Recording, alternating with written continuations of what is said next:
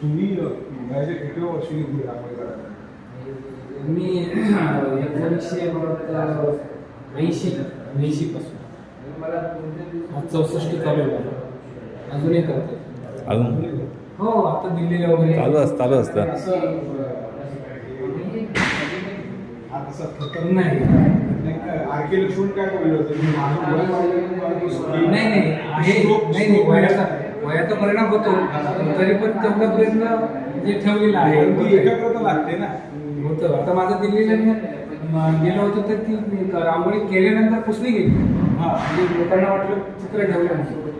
आणि ती त्या कामगारांनी पुन्हा 4 तासामध्ये मी मोदी दिल्लीला मला विमानात बोलवलं होतं. त्याला वाटतं तुम्हाला सांगतो, आता तुम्ही रांगोळ्या पाहता बरोबर किती वेळ पाहता तुम्ही क्षणभर का होईना तुम्ही सगळं विसरलेलं असतं. तुमचं सूप कोणत्या पक्षाचं काय द्यायचं, काय करायचं ही करा, सगळं विसरलेलं. मी स्वतः आनंद देते पण दुसऱ्यालाही देऊन जाते. म्हणजे दुःख विसरणारा ही सहज आवडत होत नाही. ही जरी पुसली गेली, ही आज पुसली गेली ती उद्या कोणतरी टाकणार, म्हणून हिला पुसलीच पाहिजे. आमच्या हृदयात कोरलेलं नाही, म्हणून ती पुसली जाते.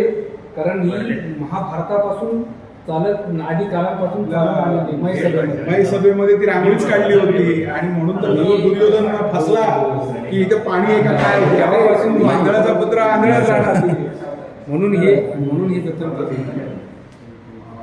आणि कसं असतं, त्याला थोडंसं व्यासपीठ किंवा राजकीय हे थोडंसं मिळालं कुठल्याही गोष्टीला राज्याश्रय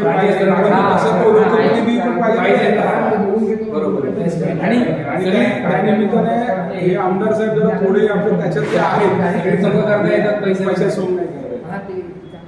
शेवटी कलाकार हा पोटावर नसतो, किती काय झालं तरी ते आणि महाराष्ट्रामध्ये 97 प्रदर्शन केलं महाराष्ट्रात. आणि त्या जागेवर रांगोळी घाटकोपरला म्हणजे 49 वर्षे, पण 50 वर्षे आम्हाला जागा न मिळाल्यामुळे आम्ही थांबलो. 49 करणार. आणि हे एकदा तुम्हाला माहिती आहे प्रसंग असा होता, कोरोनाच्या काळामध्ये कलाकारांकडे काही काम नव्हतं, पण मी एक साकेनाक्याचे ईश्वर तायडे म्हणून तर त्यांचा मध्यस्थी घेऊन जवळजवळ महाराष्ट्रातील हे पण कलाकार होते.